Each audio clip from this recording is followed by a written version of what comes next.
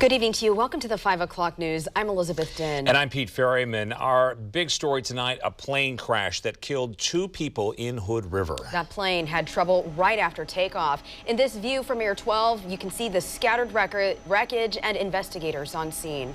Yeah, it happened at the Ken Jernstedt Airfield. That's south of Hood River. And now we're learning more about the people caught up in the crash. Fox 12's MARJA Martinez is live with an update now. MARJA? Neighbors who saw the crash said they didn't want to speak on camera because they were just too traumatized by what they witnessed this morning. But they did tell me that shortly after that plane took off, they heard the engine cut out several times. Then they saw the plane turn to the side and come straight down.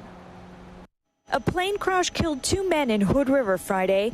The Federal Aviation Administration says a Piper PA-18 Super Cub crashed just after taking off from the Ken Jernstedt Airfield. Witnesses reported hearing the 2-seat plane's engine sputtering before dropping from the sky. These photos, taken by a witness and shared with Fox 12, show just how much damage the single-engine plane sustained. The man who took the picture says he and others tried to lift the passengers out, but the plane was crushed and made it very difficult. They also carried hoses to the site to extinguish flames from the crash. The Hood River Sheriff's Office says its deputies were dispatched to the scene shortly after 10 a.m. A spokesperson for the agency tells me there were 2 people on board during the crash, and both were pronounced dead at the scene.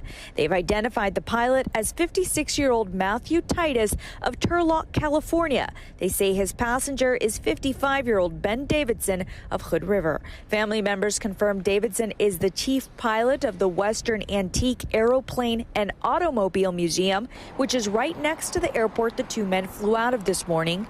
I'm told Wham hosts an annual fly-in fundraiser, and this year's event is scheduled to start tomorrow. It's not an air show, but hundreds are expected to attend to see antique cars and planes. No word yet on whether it could be postponed or canceled. Back here live at the scene of the crash, not much remains, just a little bit of police tape. Now, the FAA and the National Transportation and Safety Board are going to take over that investigation. We'll bring you any of their updates as soon as we learn more. Reporting live from Hood River, MARJA Martinez, Fox 12 Oregon.